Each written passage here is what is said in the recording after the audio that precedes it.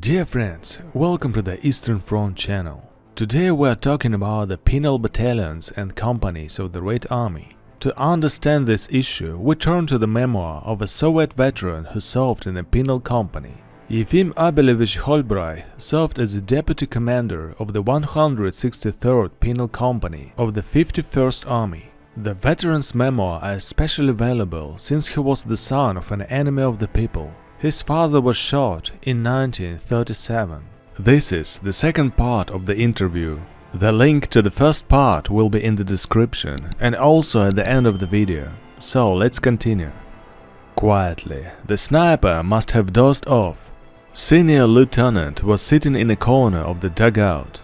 He introduced himself, Vasily Demyanenko, deputy in the drill, and glancing suspiciously at my pocket, he asked, "What there's sticking out of you?"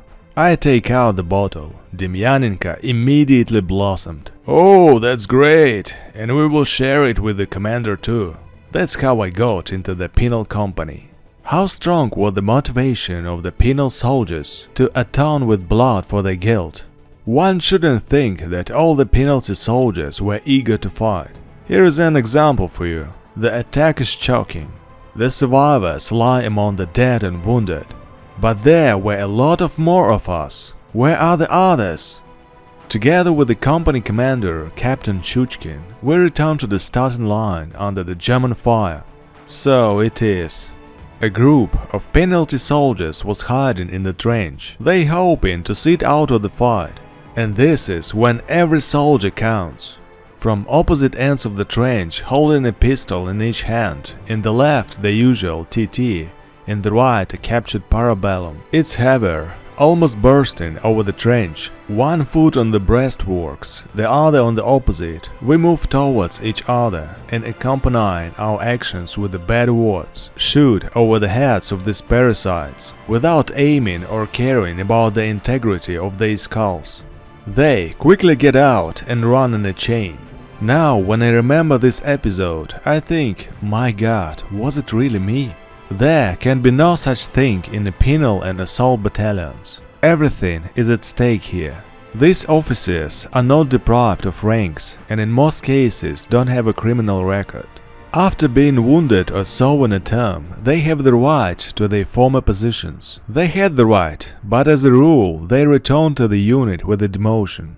My comrade Lazar Belkin fought in one of these battalions, which marked the beginning of the Yassi Kishinev operation with his brilliant attack. On the day of the attack, they were given 200 grams of vodka, brought to the front line directly in barrels, given half pack of a shag and read the order. At 5 o'clock in the morning, after the Katyusha volley, the battalion goes on the attack. At 5 o'clock, everyone was ready. Silence. At 6 o'clock, silence. At 7 in the morning, they reported the offensive was cancelled. The disappointed soldiers scattered along the trench. 3 hours later, a new order, offensive at exactly 10 and no Katyusha. At 10 o'clock, the battalion rose to attack in complete silence, without shouting "Hurrah!" But it was not a simple battalion, but a battalion of penal guards. They capture 3 rows of trenches. German 6-barreled mortars turned towards the enemy and fired a volley. A German officer was running towards the machine gun, and my comrade Lazar ran towards the trenches of German. The German officer was faster and lay down behind the machine gun, point blank, and here is happiness, a misfire. The tape was skewed or something. The officer started to run, but too late. The Soviet grenade was already flying. The enemy had the impression that the main blow was being struck here. The Germans began to hurriedly throw up equipment and reinforcements. Until late in the evening, the battalion repulsed the attacks, and by nightfall, the remnants of the battalion were forced to return to their original positions. Out of almost 1,000 people alive, on their feet, 130 remained. Most of the participants in the attack were wounded, about a third were killed.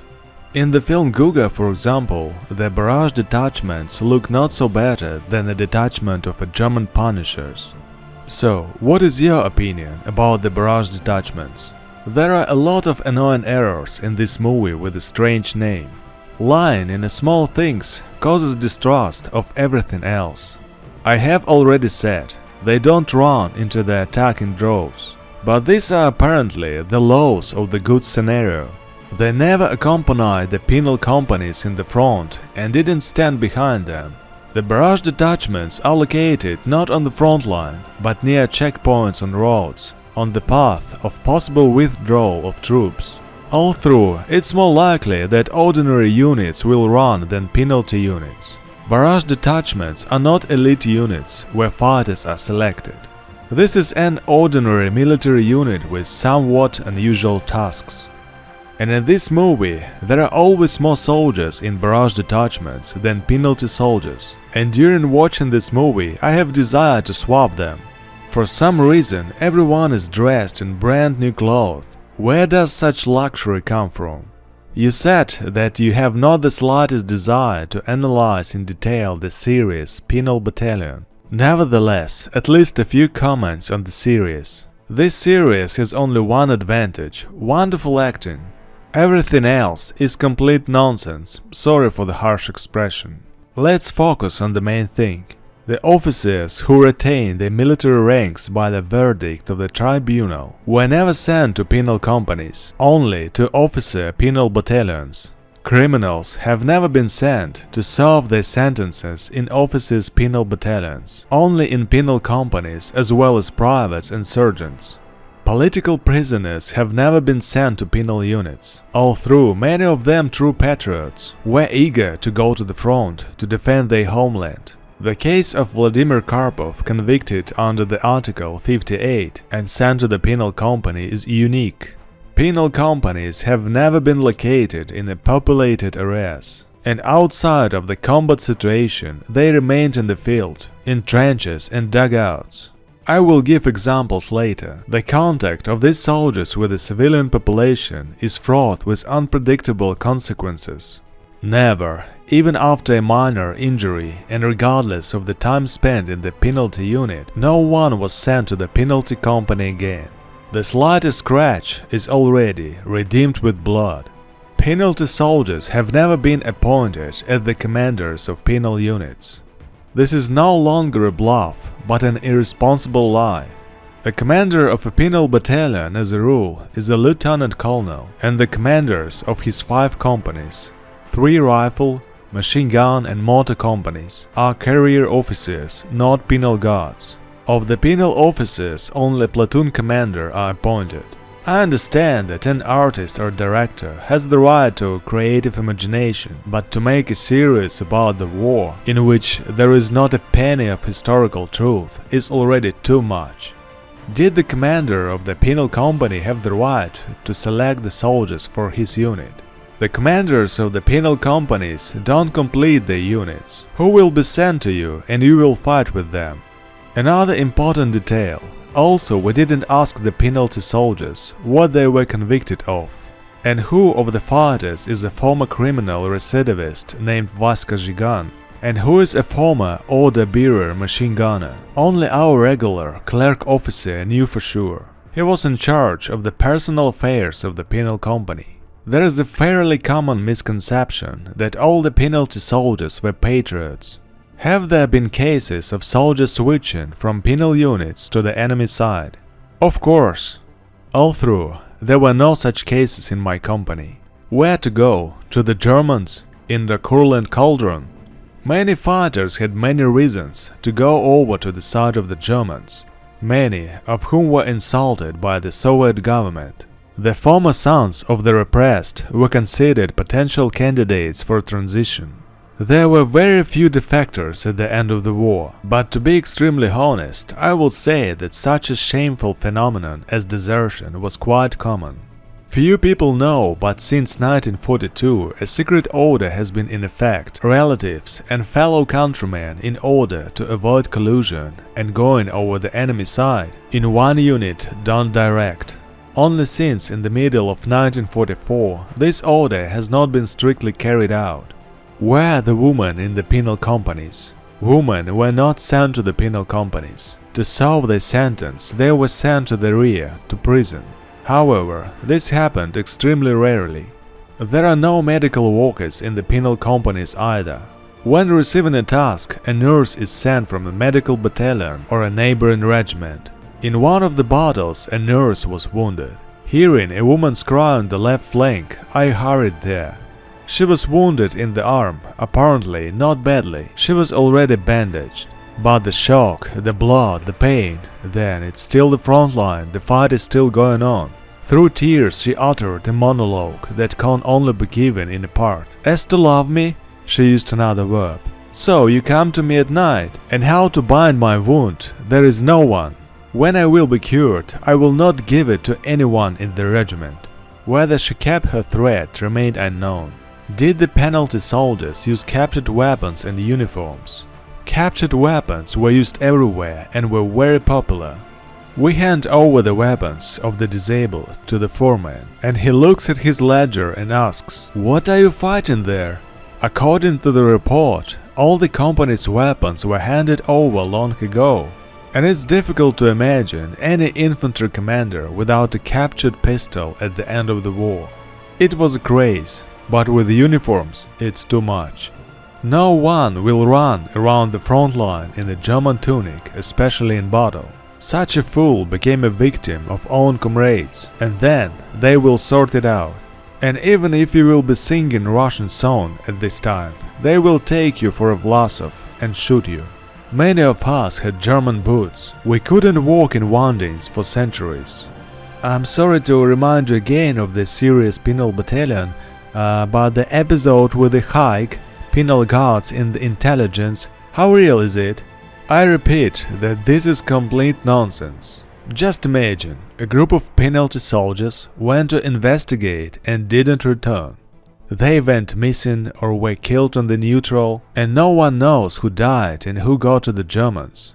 What will the company commander say in his defense during the interrogation when an NKVD officer accuses him of helping a group of soldiers deliberately switch sides to the enemy? Where will he find such a brave one? If the penal guards went to the Reconnaissance, it was only together with officers from the permanent staff of the company. Yes, it was not criminals who were taken on reconnaissance trips, but former regimental scouts who already had experience in reconnaissance searches. Further, penalty soldiers almost never stand on the defensive. This is a shock unit designed for several attacks, for breaking through the enemy's defense. All information about the enemy, including intelligence, is obtained directly from the operational department and the divisional headquarters. So, why would the penalty soldiers crawl into the intelligence? To collect Germans? A couple of times before the reconnaissance battle, we were asked if possible to capture a German, but they didn't insist much, they didn't set a super task. A German major was captured once. He behaved brazenly, said a lot of bad words towards us in German language. They didn't bother with him and shoot him. No one wanted to get an order for him. Too convinced a Nazi got caught. But most of all, it infuriates that in the series the penal soldiers are taking German prisoner almost every single day. Did we fight with morons? At the front, until one German is captured, a lot of reconnaissance groups will fall into the ground. And here, it's like going to the Palace of Culture to dance, and not behind the front line. In the officers' penal battalions, they often went to reconnaissance, but there the commanders trusted the penal guards. And with our audience, a special conversation. Were you afraid of being shot in the back in battle? Did the penalty soldiers settle scores with the commanders in this way? How widespread was this phenomenon in the penal units? It didn't happen often. In order to avoid such excesses, they tried to treat the penal guards as ordinary soldiers. They spoke with respect to everyone, but no one flirted with them and didn't drink moonshine with them. They, the penalty soldiers, have nothing to lose. There is a principle: you die today and I will die tomorrow. But there were cases, I've heard of them, and they could lose a platoon leader at the cards. What can I do? The audience is like this. But if the company commander behaved like a last bastard, or shoot those who didn't like him with his unlimited power, then he has a lot of chances to get a bullet in the nearest battle from his comrades. But for example, if an informal leader from the criminal began to show off, and he said, for example, give everyone a liter of alcohol, otherwise we won't go on the attack, the conversation with him was short. And this sometimes happened in ordinary rifle units, of course, only on the front line. For example, I know a reliable case when my own soldiers shoot a battalion commander in battle. The battalion commander was a rude creature, ruining people for nothing. He took all the initiative, earned orders. To characterize this need, I will give an example. In his battalion, the fighter Greenback blew up himself and 12 Germans with a grenade in a captured dugout. A company officer came up and said that this soldier deserved to awarded the title of Hero of the Soviet Union, or at least the Order of Bravery. In response, I heard from the battalion commander, "There is one less filthy Jew. His fighters shot him, the whole battalion knew, and no one gave him away." You see, no one gave it away. This is in Stalin's time. Dear friends, that's all for today. If you like this video, please leave your comments and press likes, and I will make other episode about the penal battalions. It was Tim, see you.